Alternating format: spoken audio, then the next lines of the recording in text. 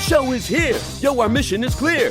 It's time to change healthcare. Have no fear. Today is the day. This is the hour. Together, you know we've got the power. Drop the silos. We're all the same team. Patients, docs, nurses, tech, and marketing. How can anyone be satisfied with the way things have always been? Yeah, we've tried. So join us now. Join the revolution. Digital health is the evolution. Status quo, more like status no. Yeah, this is the healthcare rap. Y'all come on, let's go. Welcome to the Healthcare Rap, where we are ushering in the future of healthcare and the status quo no longer exists. Where we are challenging assumptions about marketing and technology, and we check yesterday's thinking at the door. Where truth drops like an atom bomb, and knowledge flows like Niagara Falls. Each week we challenge assumptions that have been holding back healthcare marketing, and explain how we can do better. Join us. This is the Healthcare Rap. Welcome back. I'm your host, Jared Johnson, ready to share some more provocative thinking for healthcare innovators. Here on the Healthcare Rap, we believe that healthcare has to truly become consumer first, and we're trying to do something about it. We can either stand back and let it take another 50 years, or we can jump in right now. We'll get there faster together, so come be a part of it. Each week, we talk about building the healthcare of tomorrow. We're approaching 200 episodes and 4 years on the air, people. We're now in season 6, where we're focusing on how to operationalize and scale consumer-first care and digging into the details of how to make it happen. So here's what's going to go down today. We have the Flava of the week about turning up the heat on uninspired healthcare branding. How do organizations seize the opportunity to show that they understand consumers? I'll talk about that. Then Justin Knott from Intrepy Healthcare Marketing is in the house to share some provocative thinking about a favorite topic of mine, how better marketing can lead to a better healthcare experience. We'll dive deep into the front lines of digital engagement and how to have those conversations with providers who still don't understand why they need to be addressing consumers at all. This episode's jam-packed, and we have a lot to share along the way. It's time to dive right in. Are you ready? Let's go.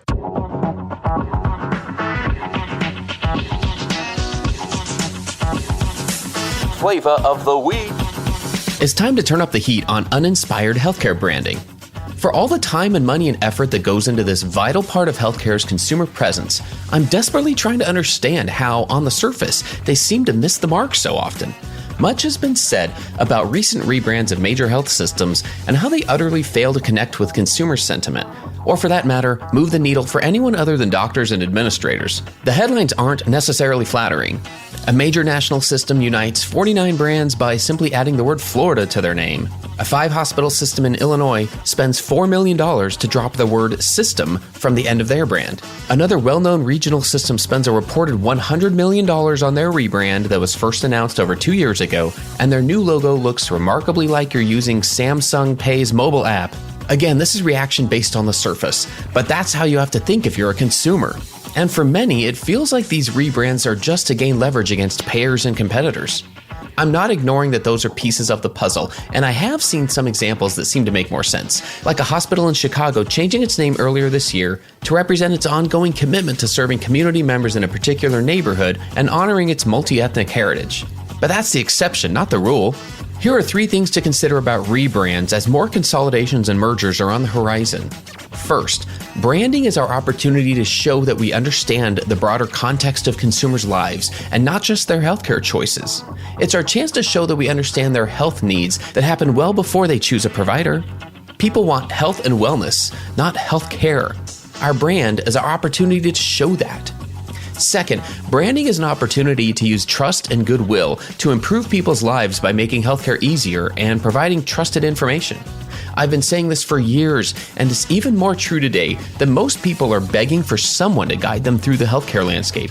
Your brand can be seen as merely a growth driver, which is important, but I'm convinced it can drive growth even faster by focusing on the good that it can do.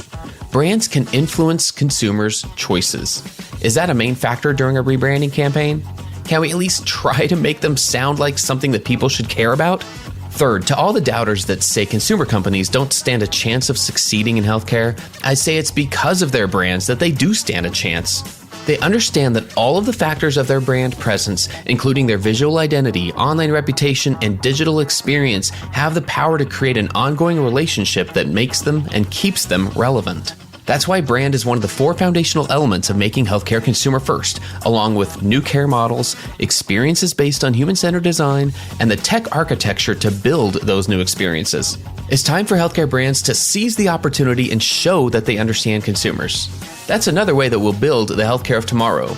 And that's the Flava of the week.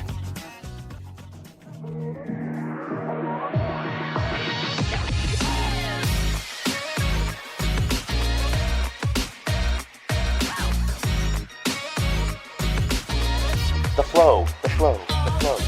Okay, listeners, this week I'm so excited. We've got Justin Knott in the house. Justin's here to share some provocative thinking about how improving our marketing can actually improve healthcare for consumers. A really cool topic. Justin's the CEO and co-founder of Intrepy Healthcare Marketing. So many of you know him. He's one of the hosts of the Patient Convert podcast, a very popular podcast. One of my favorites, honestly, because they go into really the nuts and bolts of how do you market better. And there's so much to what we do in this discipline. Thrilled to have you. Thank you for having me, Jared. I'm excited to be on. We actually had you a couple months back. Anybody that's listened to our podcast to actually talk about one of your major areas of expertise in branding and how it is different from marketing. So I'm excited to talk about this topic. I think it's a critical one. Yeah, my background, as you said, we started our agency about 10 years ago. I came from the early stage investing in startup space and really worked my way into healthcare and have only worked in healthcare from a marketing agency standpoint. That's all we do. And even more specifically, it's multi-location specialty practices. So we're really helping physicians define and tell their story that makes their practice unique online. And then as you're talking about, help them use marketing to what we call attract, convert, and retain patients. But there's 2 sides to that. We got to get patients through the door, and then we got to use marketing to keep them in there, and then hopefully improve care and educate patients through the whole entire process. Because I think patients are much more hungrier than they ever have been. And in the specialty world, it was such a foreign concept for so many years to think of a patient coming from a direct online search for an orthopedic practice or a neurology group or an urology group. And it's not all referral-based ecosystem. And in fact, a lot of practices are really trying to achieve a 50-50 split goal, 50% referral and 50% direct to patient. You do that through good marketing. There's so much to dive into there, Justin. And it's great to hear, first and foremost, that we are back to at least pre-pandemic, some level of activity, because when everything shut down, when everyone turned off everything, I thought from two different sides. I thought from a marketing side, okay, I guess we have to do this. But from a healthcare standpoint, thinking about like the health of our communities, I thought there's going to be a lot of care that's put off. And that worried me also. Oh yeah, the cancer screenings, like we had the CMO for Cancer Centers of America, which they are bar none one of the gold standards in marketing direct to consumer. And even what I was talking about, what has been such a referral dependent ecosystem of cancer, they have built a multi-$100 million organization that is world renowned purely off of direct to consumer marketing. But he even said during the COVID, 90% of cancer screenings were put to the wayside and we're down that much, which is terrifying to think because you don't see the ramifications of that in year 1. You see it in year 3 and year 5 and year 10 when the things that were not caught that would have been caught when 90% of people aren't getting screened. So I couldn't agree more. Yeah, it was a scary thing for really a lot of different practices for sure. Yeah, it really was. Well, I'll tell you what, I'll get us started on the right foot here. Is there a moment, anything that comes to mind recently of just one of those conversations you had that this is why we do what we do? One of those good days where you just got some feedback of we helped people do something and they saw the value of that. Anything like that recently that you could share with us? We actually had one of our actually longer time clients, but just a validation. Obviously, we talk to them every single month. We're watching the growth. And so we're in tune. So I don't want to bring this up of like, this is the first time I'd heard something like this, but it was just reaffirming we have a physician that is a very rare type of pain surgeon that works in the piriformis muscles and failed back surgeries and that stuff. And he doesn't take insurance and he is only one of 20 in the country. So there's not many people that go out there and market for that type of thing. And he only needed a few patients, but he has such a passion for helping people. And we actually had him on a podcast recently, and this is where it came up. But on the tail end of it, we did a video testimonial that just was, again, one of those reaffirming this is why we do what we do. And he said, really hiring you guys now, not only have booked out 4 to 6 months, but it was the best decision I've ever made because the patient volume that I'm seeing is allowing me to help so many more people. And that's a really cool thing to hear, to know when you find physicians that are that good at what they do and that passionate to be able to deliver more of the type of patient that they want to see so they can be fulfilled and leave and continue to build their legacy is really one of the major things that we're doing. Because again, marketing is just a conduit to hopefully try to help millions of more patients by getting them in front of really good physicians. I love that you made that connection right off the bat, because we can get so caught up in the minutia of marketing because there's more than ever. There's more you have to figure out and understand and master and optimize to do it right than there's ever been. And so we can't neglect it, but it's so easy to get lost in it every day and think and just get mired down by all the things that we have going on, everything we're trying to do. There's so many channels, there's so many messages, there's so much data. And it's great to be able to connect, like you just did, that effort to ultimately helping people be healthier, ultimately patients getting the help they need, getting the care they need. And I just think it's a great way of looking at it. So I'm glad you had that conversation. That's really cool.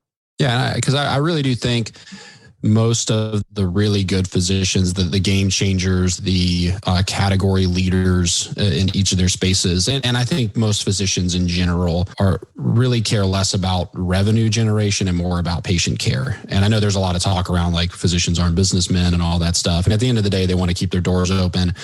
But from a marketing standpoint, that's really, I think, what a lot of it is rooted in is getting in front of more of the type of patients that they got into healthcare to be able to treat and take care of. And marketing can do that and should be able to do that. But again, that's really what it all goes back to is, can we get more patients cared for by really good physicians? And can we help educate patients and hopefully improve the whole entire engagement funnel processes, outcomes, and everything by connecting more dots in the marketing efforts? I feel like where we can really add a lot of value to our listeners today is just talking through this premise of better marketing and how that can lead to a better patient experience, actually a better healthcare experience overall for consumers, even well before we become patients. And the premise is that marketers hold a key to a lot of information. If they're doing their jobs right, they know patients and their community of consumers probably better than anybody,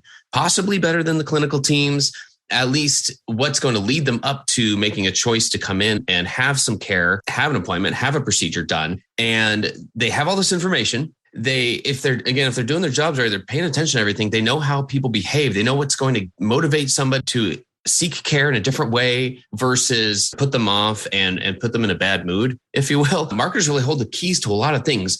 It's this line, this connection that I just don't see talked about that much, about how better marketing can lead to a better experience for consumers. First and foremost, what do you think about that statement? Yeah, I 100% agree for sure with that statement. And then I also think if you really step all the way back and look at a kind of what the purpose of the marketing is, like we were talking about a second ago, but really understanding the shift that has been occurring and was accelerated by COVID is patients are much more consumer driven inside of the healthcare ecosystem than ever before. And there's a lot of people that are talking about it, but the ramifications of that means that you really have to treat the marketing a whole lot different than you used to for any types of subspecialties, even very referral based ones, because there's so many more considerations and honestly leakage opportunities to your competition than ever before, because patients want to feel in control and feel like they're making their own decision. They're educating themselves about who you are, how you take care of patients, and how you do it differently from your competition from a decision-making standpoint. And I think that, again, all is critically important to understand if you're going to go out and you're going to start marketing to patients and marketing with the intent to improve patient care and bring the right type of patient through the door. So you mentioned a split, like 50-50, like a lot of practices you're seeing are going for 50% referrals and 50% of those, kind of how you just described, those who are going online and searching for a provider. When a provider's still questioning that there's any percent who are going to come and search online, How do you steer that conversation? Walk us through that. Yeah, for sure. I do think, and again, I take this with a grain of salt. I don't mean this anything in relation to COVID and everything that it's done to the country, the people that have passed away. What I mean is purely when I talk about this, I'm talking purely from what it's done to the marketplace. Is COVID was really a big positive from a mentality shift standpoint. I call it the gray hair physicians, but it's like the guys and gals that have been around for 30 or 40 years. And they're the ones that sit at the board table for these large practices that we deal with and are like, why would we ever spend money on marketing? I'm booked out for the next 6 months and everyone in the community knows my name. But then you got the other guys and gals on the other end that are coming out of fellowship that are either trying to make partner or they're trying to bonus or they're just trying to pay their med school bills. And they're like, can we please get with the times here? And I think when everything shut down with COVID and there was this immediate dawned on a lot of people, like we really don't have a communication method outside of complete reliance on other practices to drive patients to reach people. And that was, I think, a really scary moment. And so everyone reevaluated and still been reevaluating, like, how do we start reaching patients directly? I think the other thing that is important too, especially with roll-ups that are occurring and say ortho groups going from 3 physicians to 30 physicians because of acquisitions and mergers, is your safe space is not safe anymore. Because whether it's a hospital or another large ortho, they're coming for you and they're coming for your territory.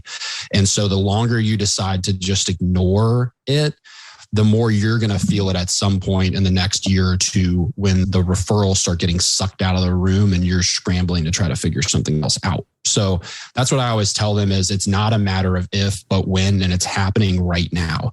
Whether you're feeling it yet or not, there's other organizations that are getting with the times to go educate patients. And again, even if it's an 80 to 90% referral-based practice, there is definitely referral leakage happening in your practice if you're not paying attention to just your reputation. Like it goes all the way back to that. If you want to boil it down and say, I want to only focus on one thing, if you've got a crappy reputation because you passively ignored that, then I'd say you're probably losing 2 to 3 of every 10 patients that are referred to you because they're going somewhere else. And so if you just want to start there, what is the impact on your bottom line? Look for that. Because say of those 3, one of those turns into a surgery, you could be leaving millions of dollars on the table by just simply not doing the bare minimum.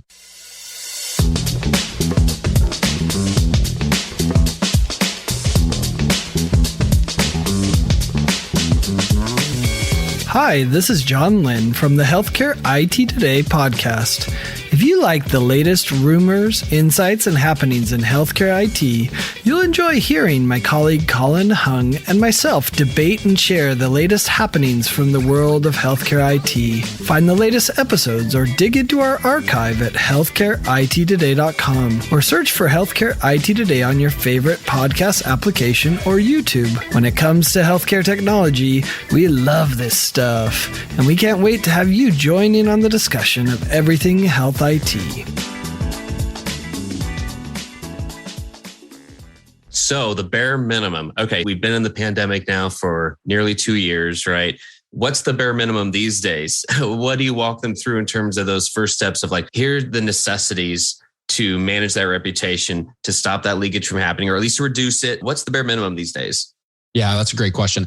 I think your website is definitely the bare minimum. And it doesn't mean that you have to go out and spend 50 to 100 grand to build this like incredibly game-changing website, but it means that you need to be proactive and pay attention to how you're presenting yourself online through your website and the content that's on there to educate patients. Because again, I think it goes back to the consumerism shift in healthcare is patients don't want to go on and read a list of services. They want to go on and be able to do research on your site about you, about how you handle knee pain and knee replacements, or how you do this or that aesthetics procedure, or how your process for no scalpel vasectomy works, like all of that type of stuff. So I think it really starts and ends there, because everything else, if you go the next level up to the things that you should be doing, all really fall back onto your website, because you hear a lot about your Google My Business and your reputation and all of that stuff.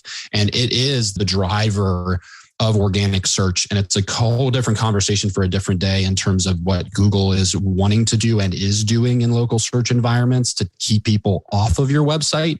But they only can show the information that they're showing with a backbone of how your website is built and the content on it. So I think that is the bare minimum, is you need to have content for the things that you want to rank for and show up for. And you need to have a site that is good enough to position you as a thought leader, educate patients appropriately, make it very easy from them from a workflow standpoint to book appointments and interface with you, those types of things. Because without that, really all of the other stuff that you'll attempt to do, whether it's just building reviews on Google My Business or it's getting way more sophisticated and other conduits of marketing strategy initiatives, it really is all for naught if you don't start there. So I really think that's the bare minimum is taking the time and making the effort to invest in a good foundation. Okay, so let's double click on the content part for a minute here, because what I've seen and what I've experienced is that word means something very different to most clinicians than it does to a marketer. Sure.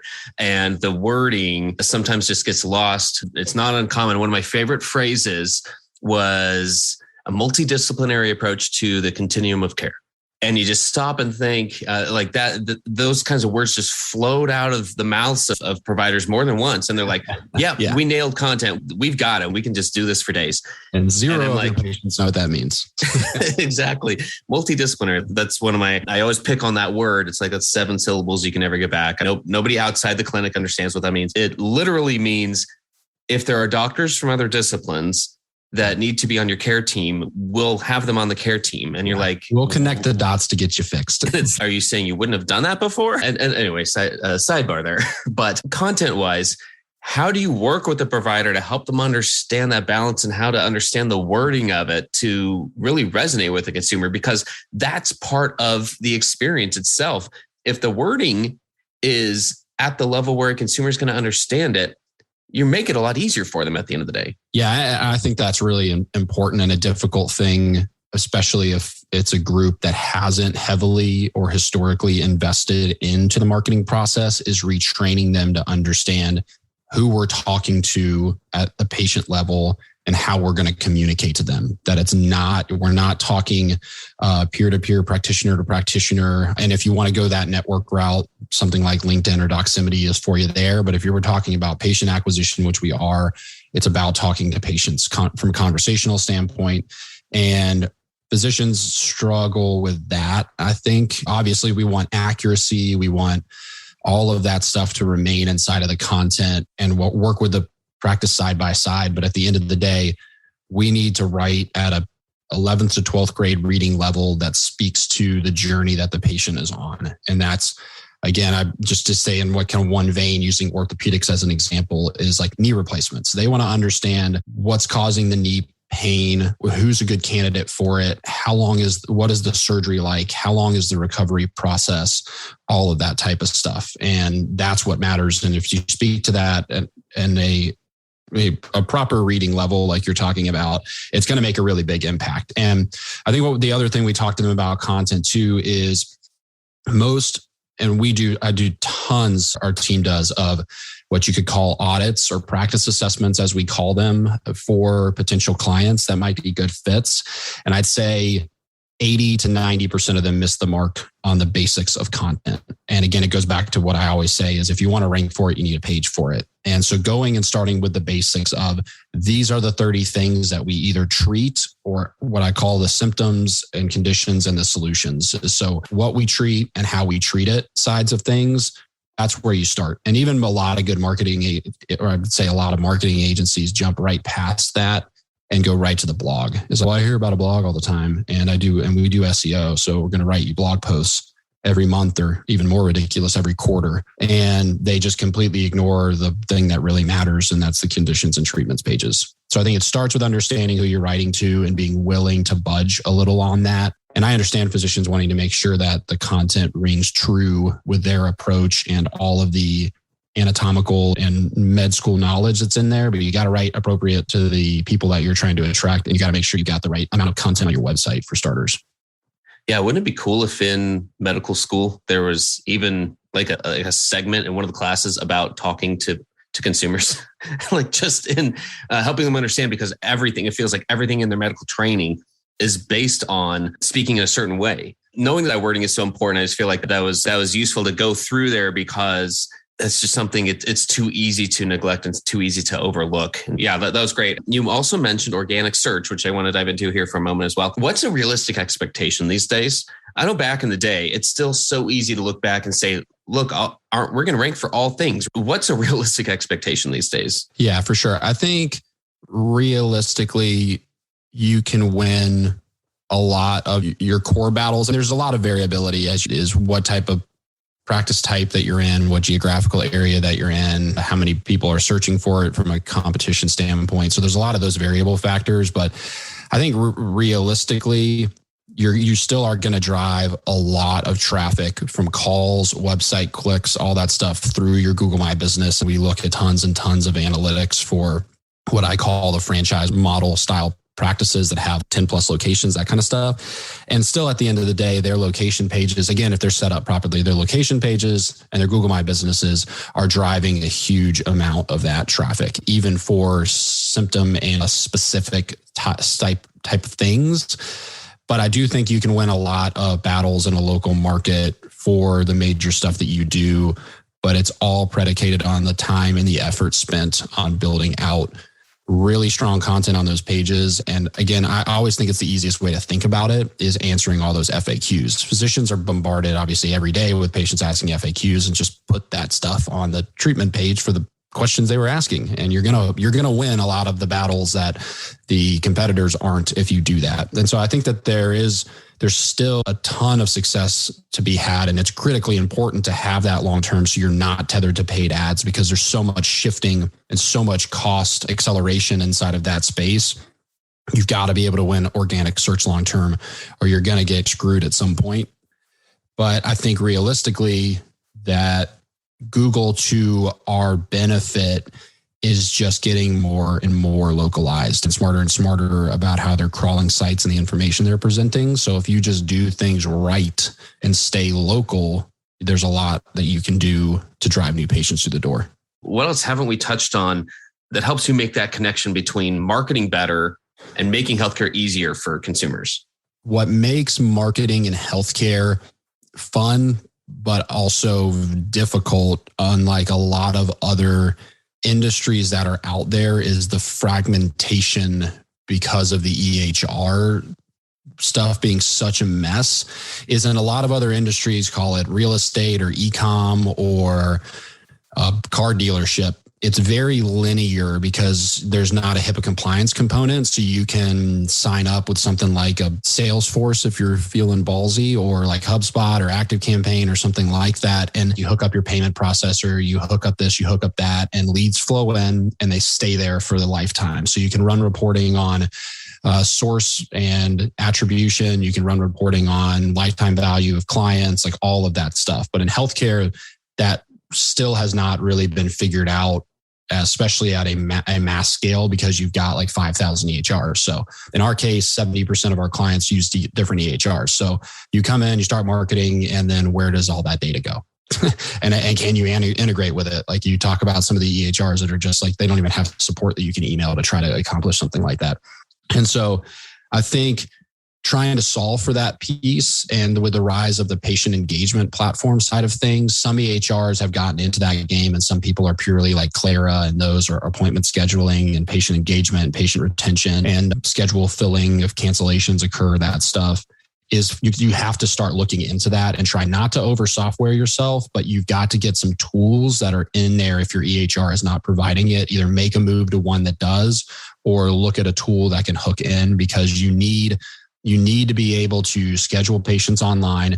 You need to be able to send them appointment reminders. You need to be able to fill slots for cancellations. You need to be able to communicate with people, whether it's over two-way text message or via email securely. You need to be able to offer that stuff, because that's what matters to patients now. And there was a big fear, I think, even with COVID, that the baby boomer generation would not be able to get with the times from a tech stack standpoint. And that is just simply not the case. There's something like a 1 or 2% adoption difference between under 50 and over 50.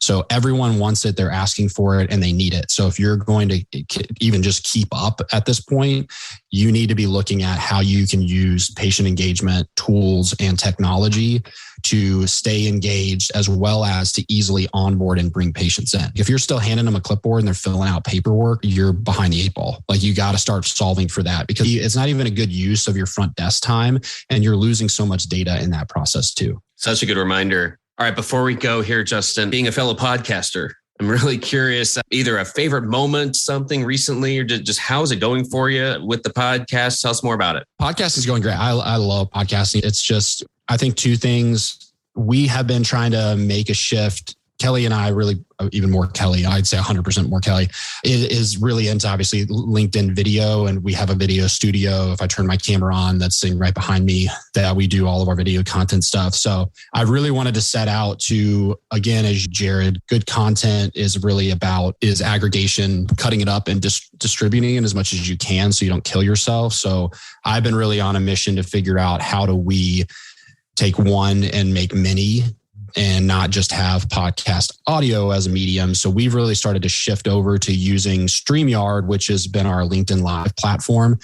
And it's really the best of the best, but booking out podcast interviews and doing them as a LinkedIn Live that can then be put onto YouTube. So it's not just audio, and then take that audio component, do all of the process that you know very well of getting it up, creating graphics. But then you get on the other side of it and you've got LinkedIn Live that's been posted through on LinkedIn. You've got a YouTube video, you've got a podcast, you've got graphics that are created for that podcast to promote for you and the guest, and you turn that into audiograms. Then you take the show notes and you turn it into a blog post. And you're talking about each podcast can deliver dozens of pieces of content long-term. So we've really been trying to shift to that. And we've seen a lot of great success with it, because there's just so many different mediums now to be able to promote that. And honestly, keep your content pipeline full, which is one of the biggest things. And then I'd say, honestly, on the other side, from a behind the curtain thing, is I think one of the lessons that we learned through our podcasting journey, especially we started it like 2 months before COVID, which was terrible timing, but who would have known, is doing it in a season model versus just trying to fluidly create the content and then release every Tuesday morning. Mm-hmm. Life happens, especially with having a 1-year-old kid. And so we've, I think, been a little more sporadic than I would prefer. And that's really building download loyalty and consistent listenership is really all about creating consistent and good content. And so the consistency is one of the 2 major keys. Is good. Obviously, you got to not talk about crap, but that I'd say was the other feedback, especially anybody listening out there that's trying to start a podcast, is I'd probably recommend, after being almost exactly 2 years into our journey, is go seasons. Then all you have to do is, just like when we do the video stuff, is you just have to focus on promotion. And versus us, we're like booking out a month in advance, recording and then dropping it down. What happens is it's undoubtedly you're going to miss opportunities, I think. So those are probably the 2 sides. Going really good. We've learned some lessons in the process too.